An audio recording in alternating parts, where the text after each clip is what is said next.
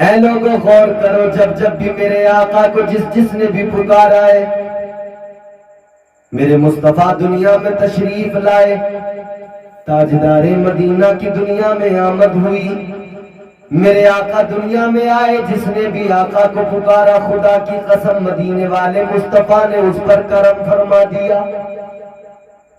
اپنا پرایا کچھ نہیں دیکھا حضور نے۔ بچپن میرے آقا کا دیکھو، جوانی میرے آقا کی دیکھو، زندگی کے تمام ایام میرے آقا کے دیکھ لو۔ آج ہمارے یہاں جوانی آتی ہے تو ہم کیا کرتے ہیں؟ آج ہمارے جوانوں کا حال یہ ہے، جوانی آتی ہے تو دنیا بھر کے ناچ گانے کیا کرتے ہیں، دنیا بھر کی خرافاتوں میں لگ جاتے ہیں، مگر میرے مصطفیٰ کریم کی پاک جوانی دیکھو جو مکے میں گزر رہی ہے، تاجدار مدینہ کی جوانی دیکھو جو مکے میں گزر رہی ہے۔ میرے آقا کی جوانی بڑی پاکیزہ جوانی۔ آج بڑے آپ کو گروپ ملیں گے، آج بڑی آپ کو جماعتیں ملیں گی، تنظیمیں ملیں گی، مگر ایک تنظیم جوانی میں میرے آقا نے بنائی مکے کے اندر، ایک جماعت میرے آقا نے بنائی مکے کے اندر، تاجدار مدینہ نے بھی ایک تنظیم بنائی، میرے مصطفیٰ نے بھی ایک جماعت بنائی، ایک انجمن میرے آقا نے قائم کی ہے۔ لوگوں اب غور کرو، وہ کیسی جماعت آقا نے بنائی ہے، وہ کیسی تنظیم آقا نے بنائی ہے۔ تاجدار مدینہ نے تنظیم بنائی، میرے مصطفیٰ نے مکے کے جوانوں کو جمع کر لیا۔ میرے آقا نے فرمایا مکے کا قانون آج کا یہ ہے، جس کے ہاتھ میں ڈنڈا ہے وہی طاقتور ہے، جو مالدار ہے اسی کی بات چلتی ہے، اسی کی سنی جاتی ہے۔ میرے آقا نے فرمایا اس نظام کو بدلنا ہے، یہ جو نظام ہے جس کی لاٹھی اس کی بھینس، اس نظام کو بدلنا ہے۔ آج غریبوں پہ ظلم ہو رہے ہیں، غریبوں کو کمزوروں کو ستایا جا رہا ہے۔ میرے آقا نے تنظیم بنائی کہ غریبوں کی مدد کی جائے، غریبوں کا حق دلایا جائے، غریبوں پر جو ظلم ہو رہے ہیں ان تمام مظالم سے انہیں نجات دلائی جائے۔ حضور نے تنظیم بنا لی، مکے کے جوانوں کو اپنی تنظیم میں شامل کر لیا۔ میرے مصطفیٰ کریم کی تنظیم کام کر رہی ہے۔ اللہ اکبر۔ ایک مرتبہ میرے آقا اپنے تمام ان تنظیم کے لوگوں کے ساتھ میں میٹنگ کر رہے ہیں، آقا بات چیت کر رہے ہیں کہ مدینے والے آقا کے کانوں میں کسی کے رونے کی آواز آ گئی۔ مصطفیٰ کے کانوں میں جب رونے کی آواز آئی تو جو نبی رحمت بن کے آیا ہے وہ مصطفیٰ کسی کو روتا ہوا کیسے دیکھے؟ جو رحمت بن کے آئے ہیں سراپا، وہ کسی کو روتا ہوا دیکھ کر کیسے گوارا کر لے؟ میرے آقا نے دیکھا ایک رونے والا رو رہا ہے، آنسو بہانے والا آنسو بہا رہا ہے۔ میرے آقا اس کے قریب گئے، تاجدار مدینہ نے اس کے جیسی کاندھے پہ ہاتھ رکھا، وہ ید اللہ والا ہاتھ، وہ میرے مصطفیٰ کا مقدس مبارک ہاتھ، جیسے اس کو لگا کچھ تسکین آئی، پلٹ کر دیکھا، کہنے لگا کون؟ میرے آقا نے فرمایا اے رونے والے ذرا یہ بتا روتا کس لیے ہے، رونے کا سبب بیان کر دے۔ رونے والا کہنے لگا تم کیا کرو گے؟ سارے مکے میں کوئی میری سننے والا نہیں ہے، سارے مکے میں کوئی میرے آنسو پوچھنے والا نہیں ہے، سارے مکے کے اندر کوئی ایسا نہیں جو میری مدد کے لیے کھڑا ہو جائے، تم کیا کرو گے؟ میرے آقا نے فرمایا سن لے، میں اسی نظام کو بدلنے کے لیے آیا ہوں جس کی مدد کوئی نہیں کرتا ہے، اس کی مدد آمنہ کا لال کیا کرتا ہے۔ حضور فرماتے کسی نے مدد نہیں کی ہے، میں مدد کروں گا۔ معاملہ کیا ہے بیان کر؟ کہنے لگا حضور ایک اونٹ کا بچہ تھا میرے پاس، اللہ نے ایک بیٹی بھی دی مجھے، میں دونوں کی پرورش کرنے لگا اور یہ سوچ کے کہ جب میری بیٹی جوان ہوگی تبھی یہ اونٹ کا بچہ جوان ہوگا، میں اس کو بیچوں گا، بیٹی کے ہاتھ پیلے کر دوں گا، اس کی شادی کر دوں گا۔ کہتا ہے حضور پھر وہ دن بھی آیا، میری بیٹی جوان ہوئی، یہ اونٹ کا بچہ بھی جوان ہوا، میں اس اونٹ کو مارکیٹ لایا بیچنے کے لیے، مکے کی منڈی میں لایا بیچنے کے لیے کہ اس کو بیچوں گا۔ اونٹ میں نے بیچا، ایک سردار نے مجھ سے خریدا مگر وہ پیسے نہیں دیتا، میری رقم نہیں دیتا، میں مانگتا ہوں مجھے دھکے مار کے نکال دیتا ہے، میں مکے کے لوگوں سے اس کی شکایت کرتا ہوں، کوئی اس کے خلاف ایک لفظ بولنے والا نہیں، کوئی حق بات بولنے والا نہیں، کوئی میرا حق دلانے والا نہیں۔ حضور نے فرمایا وہ کون ہے سردار جو تیرا حق نہیں دیتا؟ وہ انسان رو کے کہنے لگا یا رسول اللہ، وہ جو میرا حق نہیں دے رہا،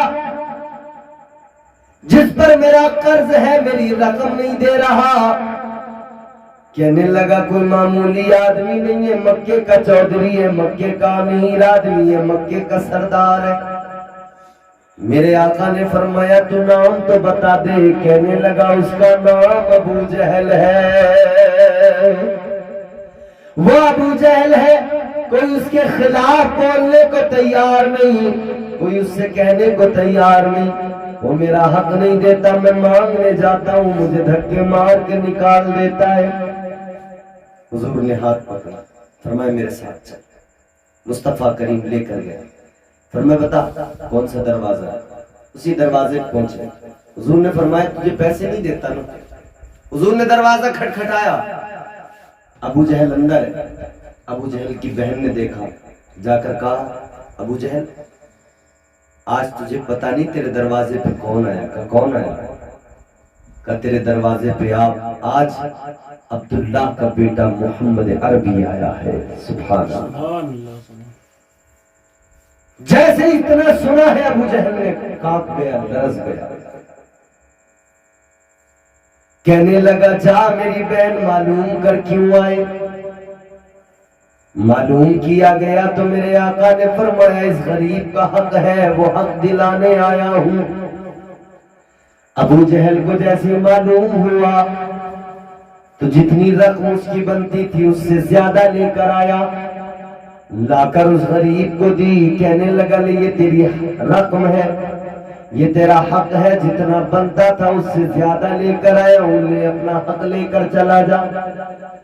اس نے اپنی رقم لی، جھوم جھوم کے مدینے کے راستوں میں کہتا جا رہا ہے، مکے کے راستوں میں کہتا جا رہا ہے مکے والوں خوش ہو جاؤ، اب دنیا کے اندر وہ انسان آ گیا کہ بڑے بڑے ظالم، بڑے بڑے چودھری، بڑے بڑے سفاک اب گھبرائیں گے، کیونکہ اب غریبوں کو سینے سے لگانے والا آ گیا ہے، اب کمزوروں کا سہارا آ گیا ہے۔ اللہ اکبر۔ ادھر آقا نے اس کا حق دلایا، میرے آقا چلے، ادھر ابو جہل کی بہن نے کہا ویسے تو بڑا دشمن بنا پھرتا ہے، ویسے تو بڑی بڑی باتیں کرتا ہے، مگر ان کو دیکھ کے ڈر گیا، گھبرا گیا۔ ان کو دیکھ کر تجھے کیا ہوا؟ کہنے لگا میری بہن سن لے، جب وہ آئے، جب انہوں نے آ کر کہا اس کا حق دے دے، میرے اوپر غیبی طور پر ایسی ہیبت طاری ہوئی، میرا جسم کانپنے لگا، مجھے یوں لگا اگر حق نہیں دیا، اگر میں نے ان کی بات کو نہیں مانا تو گویا ابھی میرا دم نکل جائے گا، ابھی میرا کلیجہ پھٹ جائے گا، ابھی میرا دل گھٹ گھٹ کے تباہ ہو جاؤں گا، میں مر جاؤں گا میں، اسی لیے میں نے فوراً دے دیا۔ اے لوگوں، نبوت کا جلال یہ ہوتا ہے، نبوت کا رعب بھی اللہ ایسا عطا فرمایا کرتا ہے، اور شان بھی ایسی، جو بڑے بڑے ظالم، بڑے بڑے سفاک، میرے مصطفیٰ کریم نے ان ظالموں کو، ان بڑے بڑے سفاک لوگوں کو موم بنا دیا۔ یہ فقط میرے حضور کا کردار تھا۔ وہ جانتے ہو نا، کچھ تو ایسے تھے اعلان نبوت کے بعد میں کہ حضور کے کردار سے متاثر اس درجہ تھے کہ حضور نے اعلان کیا، انہوں نے فوراً کلمہ پڑھ لیا، اور پھر ایسے غلام بنے، خدا کی قسم زندگی غلامی میں ایسے گزاری، ایسے گزاری، زیادہ دور نہ جائیں، یار غار یار مزار حضرت صدیق اکبر کو دیکھ لیں۔ حضرت صدیق اکبر کیسا عشق حضور سے کیا، حضور کی محبت کا پھر صلہ بھی کیا ملا، اللہ تو دل دیکھتا ہے نا۔ تاجدار اہل سنت، امام اہل سنت سیدی سرکار اعلی حضرت نے عشق کے حوالے سے فرمایا، اے عشق تیرے صدقے جلنے سے چھٹے سستے، بے شک سبحان اے عشق تیرے صدقے جلنے سے چھٹے سستے، وہ آگ لگائی ہے جو آگ بجھا دے گی، جو آگ بجھا دے گی وہ آگ لگائی ہے۔ فرماتے ادھر دل میں آگ لگ جائے نا تو ادھر کی آگ بجھ جاتی ہے، ادھر عشق کی آگ سینے میں لگے ادھر جہنم کی آگ بجھ جاتی ہے۔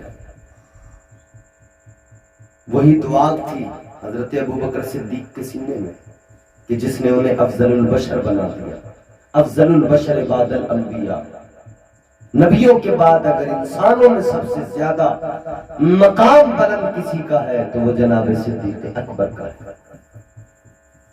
اور غلامی میں پھر عقل سے کام کم لیا جاتا ہے، عشق فیصلے دیتا ہے، عشق حقیقی کے فیصلوں کو مانا جاتا ہے۔ حضرت ابوبکر صدیق رضی اللہ تعالیٰ عنہ وہی ہیں کہ جب حضور کا حکم ہو گیا نا کہ بلال پہ بڑے ظلم ہو رہے، خریدنا بلال کو، تاجدار مدینہ والی کونین نے جناب حضرت ابوبکر صدیق کو حکم دے دیا۔ میرے آقا نے فرمایا اے ابوبکر بلال کو خریدنا ہے، بلال پہ بڑے ظلم ہو رہے ہیں، بہت ستایا جا رہا ہے بلال کو۔ حضرت ابوبکر صدیق نے عرض کیا یا رسول اللہ جو آپ نے فرمایا ہے یہ غلام بالکل عمل کرے گا، بالکل عمل کرے گا یا رسول اللہ، حکم کی تعمیل ہوگی۔ حضرت بلال کی خریداری کے لیے حضرت ابوبکر صدیق چل پڑے۔ ادھر امیہ بن خلف ظلم کر رہا ہے، امیہ بن خلف ستا رہا ہے، گرم ریت پر لٹاتا ہے، سینے پر وزنی پتھر رکھ دیا کرتا ہے، سینے پر وزنی پتھر کی چٹان رکھتا ہے، پھر کہتا ہے اے بلال جس نبی کا کلمہ پڑھا ہے اس نبی کا نام نہ لے، اے بلال مدینے والے مصطفیٰ کا نام نہ لے، اے بلال اللہ کے محبوب کا کلمہ پڑھنا چھوڑ دے، اپنے پرانے مذہب پہ واپس پلٹ کے آ جا۔ یہ ادھر ظلم کرتا ہے، مارتا ہے، تکلیفیں اذیتیں ہیں، مگر عشق تو عشق ہوتا ہے، جتنی تکلیفیں ملتی ہیں عشق کو اتنا ہی زیادہ لذتیں حاصل ہوتی ہے، عشق میں مزہ اتنا ہی بڑھتا چلا جاتا ہے۔ عشق جو ہوتا ہے عشق کی کیفیت یہی ہوتی ہے، عشق میں تکلیفوں سے آزمائشوں سے لذتیں بڑھ جاتی ہیں، عشق کی جاذبیت اور چاشنی میں لطف میں جو ہے اضافے ہو جایا کرتے ہیں۔ حضرت بلال کو یہ مارتا ہے، ظلم کرتا ہے، کہتا ہے نبی کا نام نہ لے، مگر حضرت بلال نے کہا تھا او امیہ جتنا ظلم کرنا ہے کر لے، جتنا مارنا ہے مار لے، مگر اتنا یاد رکھ لے یہ بلال مصطفیٰ کا دیوانہ ہے، جب تک اس کے جسم میں جان رہے گی وہ محمد کی نیم پہ قربان رہے گی۔ سبحان اللہ۔ حضرت بلال کا ایمان اور مضبوط ہو رہا ہے، عشق اور مضبوط ہو رہا ہے، عشق امتحان لیتا ہے۔ حضرت ابوبکر صدیق پہنچے، حضرت بلال گرم ریت پہ لیٹے، سینے پہ وزنی پتھر رکھا، مکے کی منڈی ہے، بلال حبشی پہ ظلم ہو رہا ہے۔ حضرت ابوبکر صدیق نے فرمایا اے امیہ بن خلف یہ بتا تیرا کیا بگاڑا ہے بلال نے، کیا نقصان کیا ہے تیرا بلال نے جو مارتا ہے، تکلیفیں دیتا ہے۔ اتنا سنا ہے تو امیہ کہنے لگا اے ابوبکر اگر خیال زیادہ آ رہا ہے، ترس زیادہ آ رہا ہے تو ایک کام کرو بلال کو خرید لو۔ حضرت ابوبکر صدیق نے فرمایا قیمت بول۔ یہ بیچنا تو نہیں چاہتا تھا، امیہ بن خلف بیچنا تو نہیں چاہتا تھا، مگر یہ کہہ بیٹھا کہ خرید لو، اگر خیال ہے ترس آتا ہے تو خرید لو۔ حضرت بلال کی خریداری کی بات شروع ہوئی، حضرت ابوبکر صدیق نے فرمایا قیمت بول۔ امیہ نے کہا اگر تم بلال کو خریدنا چاہتے ہو تو قیمت ہے 1000 درہم۔ 1000 درہم دو بلال کو خرید لو۔ حضرت ابو بکر صدیق نے جیسے اتنا سنا، ایک لفظ نہیں کہا، ایک لفظ زبان پر نہیں آیا۔ حضرت ابو بکر صدیق نے 1000 درہم کی تھیلی نکالی اور وہ تھیلی امیہ کے ہاتھ پہ رکھ دی، فرمایا بلال کو میرے حوالے کر دے۔